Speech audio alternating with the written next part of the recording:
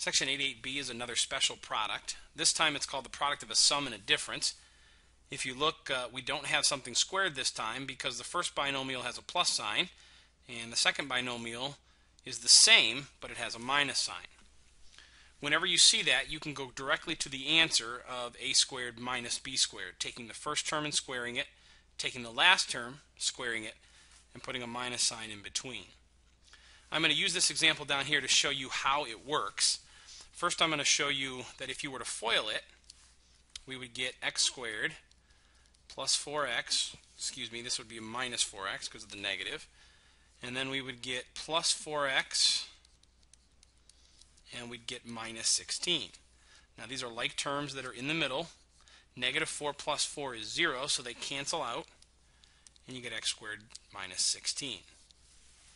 So what this shows us is if I FOIL it, the middle two terms will cancel, and the reason they cancel is because one of them's a plus and one of them's a minus.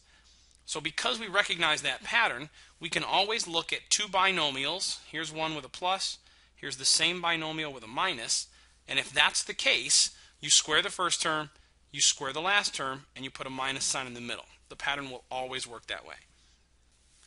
Here we have a product of a sum and a difference. They're identical binomials, but one's a plus, one's a minus. If we follow our pattern, it says take the first term and square it, take the last term, square it, and put a minus sign in the middle. So 9n squared minus 4. It's that easy. That's the pattern.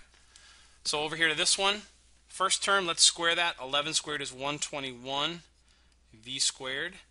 8 squared is 64, and w squared is w to the fourth. Put a minus sign in the middle. Notice I skipped that step right here, which you can do once you recognize the pattern, but it's always the same pattern. Now, one thing further I want to add, when you're done, this answer that you see here and here, in fact, any answer that you get by multiplying a sum and a difference is called a difference of squares. Now, the reason it's called the difference of squares is because difference means subtraction, and each one of these is a square, a perfect square. I'm going to throw that term out there because we're going to use it coming up in Chapter 9, and I want to reference back to this section when I do.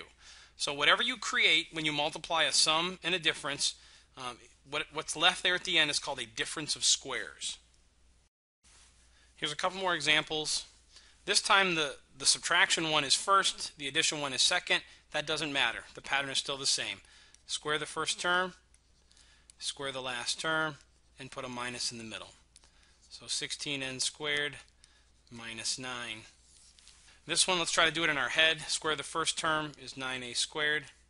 Square the last term, 49b squared, and then minus in the middle.